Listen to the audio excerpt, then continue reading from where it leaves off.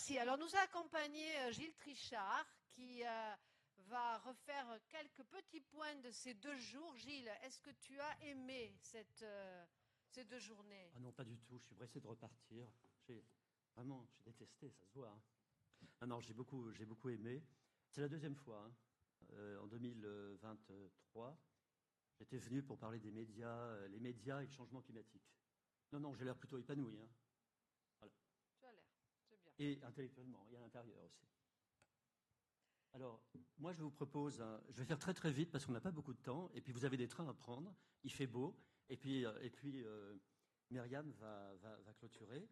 Alors, j'ai un cahier Oxford, j'ai pas fait appel à l'IA, j'ai mon cahier Oxford, vraiment classique, comme quand j'étais étudiant, je prends des notes, mon stylo, j'ai fait l'éponge, j'ai beaucoup absorbé, hein, et je pense que ce serait prétentieux de dire je vais faire une synthèse, je pense qu'il faut du recul. Il faut du recul, il faut digérer l'information. J'ai été une éponge satisfaite, agréable et bio même, mais il faut que je prenne un peu de recul. Alors, on m'a téléphoné, des journalistes m'ont téléphoné, m'ont dit qu'est-ce que tu fais à La Rochelle? Je dis l'IA. Qui est l'IA? Alors, j'aurais dit l'IA, l'intelligence artificielle, c'est pas une copine ou une rencontre de cet été.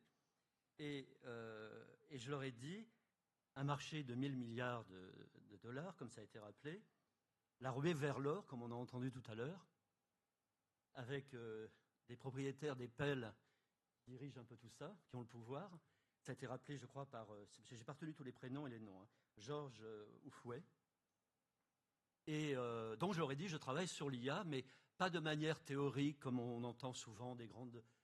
fussent-elles brillantes, mais des grandes réflexions, et il en faut. Et bien sûr qu'on pense, il faut penser, réfléchir, dresser des... Mais il faut surtout s'appuyer sur des exemples. Et je dois dire que j'ai été gâté. Les exemples de terrain, les témoignages de terrain m'ont vraiment comblé. Et le journaliste que je suis avant tout citoyen, je suis consommateur. Il y a des contradictions d'ailleurs parfois. Je suis consommateur, je suis voyageur, je prends le bateau, je prends l'avion. Bon. Et j'ai trouvé des idées de reportage. Alors oui, demain, pour ceux qui ne connaîtraient pas, celles et ceux qui ne connaîtraient pas, j'accélère. Donc oui, demain, c'est une revue, c'est un magazine, en fait, que je vous invite à aller voir. C'est ma page publicitaire, hein. Je fais ma petite page publicitaire, qui est en kiosque, qui est dans les bonnes librairies, comme on dit. Donc, des reportages, des portraits. J'ai fait d'ailleurs le portrait de Patricia d'Orcheveux, qui est là, je ne la vois pas, mais il semble qu'elle est dans les travées, elle est là. Donc on essaie de montrer en fait les bouteilles à moitié pleines, on essaie de montrer des pistes de solutions, comme disait, alors je ne sais plus, il y a tellement, François disait, il ne faut pas que penser, que donner des leçons dans l'écologie, il faut montrer des exemples qui sont inspirants, qui donnent envie d'aller plus loin, et notamment auprès des jeunes qui sont dans l'éco-anxiété. De ce point de vue-là, et je ne ferai pas la liste parce qu'on n'a pas le temps, j'avais fait une petite liste de toutes les choses croustillantes qui me donnent des idées de reportage. Et alors, seul petit bémol, si je me permets, petit bémol, j'aurais aimé parfois qu'il y ait des petits échanges. Je sais, maître des horloges, que c'était impossible. Et avec le public, et même entre les participants, les intervenants. Mais des petites discussions. On a senti qu'il y avait des petites controverses hier, c'était intéressant. Il y avait des visions très, très différentes. Ça, j'ai trouvé que ça avait un peu manqué, mais j'ai bien vu qu'après, à l'aquarium, dehors, sur les terrasses, même à 1h du matin devant un hôtel la nuit dernière, ça discutait, ça débattait encore. Et pas que des vacances. Voilà. Donc, voilà, je suis rassuré. Donc, nous devons tâtonner, comme disait Bruno Latour. Je crois qu'il avait été cité au tout début hier matin. Bruno Latour disait, donc, nous devons tâtonner. Moi, ce qui m'a plu, et là, c'est vraiment, je ne vous fais pas de brosse à reluire, ce n'est pas le coup de violon de fin d'université, mais j'ai senti des personnes qui tâtonnaient, oui, mais qui avaient des convictions, vraiment, et je vois des visages, Emmanuel, par exemple, des convictions, pas des certitudes, des convictions, c'est beaucoup plus intéressant, des convictions chevillées au corps, mais de manière, Mario dirait, che va piano va sano, de manière très progressive, très, font les petits pas, plutôt des petits matins que des grands soirs, pas de l'incantation ou du jugement, ou je sais tout, vous savez rien, j'ai la vérité, mais plutôt ensemble, on avance et on compare nos approches. Ce qui m'a frappé aussi, ce que j'ai appris aussi, j'accélère encore, c'est que l'intelligence artificielle ne peut pas tout faire, bien évidemment, mais au moins, elle peut améliorer l'intelligence collective quand il s'agit de réunir des acteurs qui sont un peu dans des silos, dans des univers différents. Et ça, de ce point de vue-là, j'ai trouvé ça très intéressant. Alors que ce soit pour les collectivités territoriales ou pour les entreprises, et même, on pourrait dire, au niveau national, je trouve que ça pourrait être très, très intéressant de creuser. Et moi, je sais qu'en tant que journaliste, je vais aller voir un peu toutes les expériences. J'ai pris des contacts, des cartes de visite, j'ai de quoi faire. J'ai vu la science et j'ai vu la conscience. On avait commencé par Rabelais. J'ai vu la science, la conscience, mais j'ai jamais vu, évidemment, de ruines de l'âme. J'ai vu de belles âmes. Et j'ai préféré, moi, utiliser l'IE, qui est cher à Myriam, l'intelligence émotionnelle, pour faire une synthèse que je n'aurai pas le temps de vous développer, mais mettre l'intelligence émotionnelle, l'humain, au cœur. Évidemment, c'est des sujets complexes qui demandent des heures et des heures d'analyse, mais en voyant tous les acteurs qui débattent, les actrices, je pense à ces femmes extraordinaires. On a ici, je ne sais pas où elle est, une fillette, je dis une fillette, une jeune citoyenne qui a 8 ans, que j'ai interviewée tout à l'heure. Oui, interviewée. Je fais beaucoup de reportages auprès des enfants aussi. Et je ne sais pas où elle est. Elle s'appelle Messem. Et elle m'a dit, ah, tu es en haut. Excuse-moi, tu voulais être discrète mais avec moi. Mais tu m'as dit, j'ai envie de ressembler à ces femmes fortes que j'ai vues hier matin. Elles étaient ici. Et je t'ai dit pourquoi. Et tu m'as dit parce qu'on peut faire bouger les choses. Et Sylviane, qui vient de parler, c'est Sylviane, a parlé de responsabilité individuelle, tout ce qu'on peut faire. On est des décideurs quelque part. On est tous des décideurs. On peut agir. Bien sûr, il faut aussi du volontarisme politique, un contexte international qui n'est pas simple, mais on peut agir individuellement. Et je trouve que de voir la jeune génération comme toi, c'était vraiment encourageant, plus les jeunes start-upers que j'ai vus. Et j'ai mon train à aller prendre. En plus, j'y vais avec la petite voiture. Et je termine. Alors voilà, je termine, j'ai fini. Regarde, j'arrête. J'avais beaucoup de choses, mais non, je voulais vous dire, lisez Oui demain. Je ferai une petite synthèse de tout ça. Et bravo, merci, à bientôt. Merci Gilles. Alors je vais faire très très vite. Merci Gilles. Écoutez, un grand merci à vous tous parce que je peux vous dire que quand j'ai décidé avec Diana, que je lui ai dit, écoutez, cette année on va parler d'intelligence artificielle et de leadership, qui est quand même une caractéristique humaine fondamentale de l'intelligence humaine. Ben voilà, si on devait la décrire, en haut de la pyramide, il y aurait le leadership. C'était difficile. Mais grâce à vous tous, grâce aux intervenants, grâce à vous qui avez été aussi attentifs, je crois que c'est un pari réussi.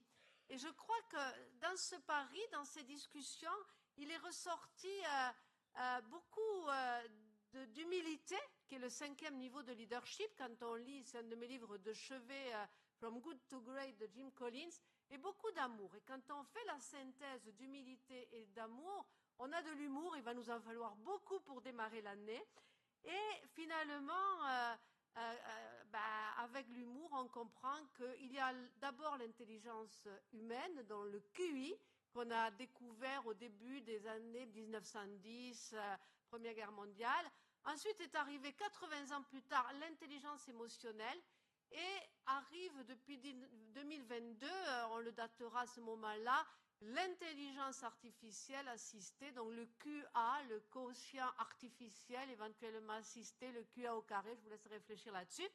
On a compris que le QA se nourrissait de beaucoup d'énergie et de beaucoup d'eau, on en a besoin, puisqu'on a besoin de beaucoup d'intelligence. Si on devait savoir tout ce que c'est ChatGPT, même si ça ne nous exonère pas de la culture, il faudrait qu'on puisse lire 8 heures par jour pendant 25 000 ans. Et en revanche, notre intelligence émotionnelle, elle se nourrit de tous les moments qu'on a pu vivre ensemble, des moments d'échange, des moments de partage, des moments où, ma foi, parfois on peut aider avec une coupe ou deux de champagne, comme hier soir. William Blake vous dirait, elle se nourrit de tout ce qui nous permet de voir le monde dans un grain de sable, le paradis dans une fleur sauvage, de tenir l'infini dans la paume de sa main et voir l'éternité durer 1 heure. Et je pense qu'on va avoir besoin de faire toutes ces choses qui musclent notre intelligence émotionnelle, parce que malheureusement, en phase d'alphabétisation artificielle, on se rend compte combien nous sommes tous émotionnellement analphabètes, ou en tout cas insuffisamment alphabétisés. Or, et ça a été pendant plus de 10 ans l'objet de mes travaux, puisque j'ai écrit, comme le rappelait Gilles, un bouquin sur l'intelligence émotionnelle qui m'a fait beaucoup voyager, eh bien, l'intelligence émotionnelle, c'est la pierre angulaire de l'intelligence relationnelle. Et sans intelligence relationnelle, il n'y a pas de coopération. S'il n'y a pas de coopération, eh bien, on va avoir du mal à relever les difficiles défis qui sont devant nous. Donc, je vous rappelle que les bonnes décisions, Antonio Dalmasio le disait, il nous explique, Antonio Dalmasio, il faut le relire, que la vie sur cette planète a plus de 4 milliards d'années. Nos cerveaux, ils existent depuis 500 millions d'années. L'intelligence artificielle, elle est un peu plus récente, comme vous l'avez compris. Et donc, on s'est adapté pour vivre et pour devenir les êtres humains que nous sommes.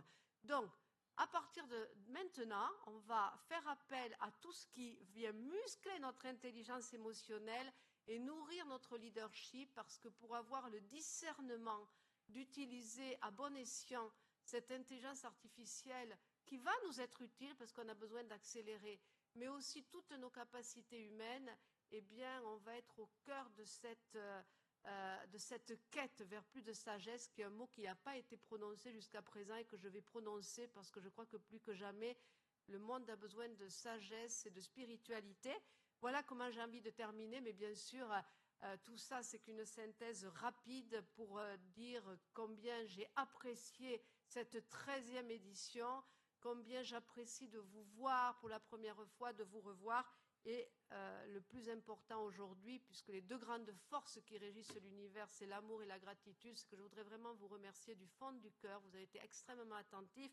Je voudrais remercier toutes les équipes E5T, Diana, Carole, Meriem, Thomas. Je vais en oublier, mais ne m'en voulez pas. Bravo. Je voudrais remercier tous nos sponsors qui sont de plus en plus nombreux. Ils arrivent, il y en a des nouveaux qui nous suivent depuis le début. Merci à vous tous. On ne pourrait pas faire ce que nous faisons sans vous. Les équipes techniques, il n'y a pas eu pratiquement de fausses notes. Bravo. Les équipes qui nous ont nourris parce qu'on a essayé de manger sainement de Planète Sésame. Les intervenants qui ont été là, représentants des équipes, je sais qu'ils vont aider ces équipes à garder le cap et la boussole. J'ai déjà lu des posts LinkedIn dans ce sens. Lexi, les étudiants de Lexi qui ont été à notre disposition, adorables, bravo à vous. Bien sûr, les leaders pour la planète, yes, les leaders pour la planète, on a besoin de vous dans les organisations. Et puis, on a eu plus de 600 personnes présentes pendant ces 2 jours. Donc, un grand merci à vous. L'an prochain, on fêtera nos 15 ans. Donc, j'ai envie que d'une chose, de vous dire, rentrez sainement chez vous. Le monde a plus besoin de leaders que jamais. Et à l'année prochaine pour notre anniversaire. Merci.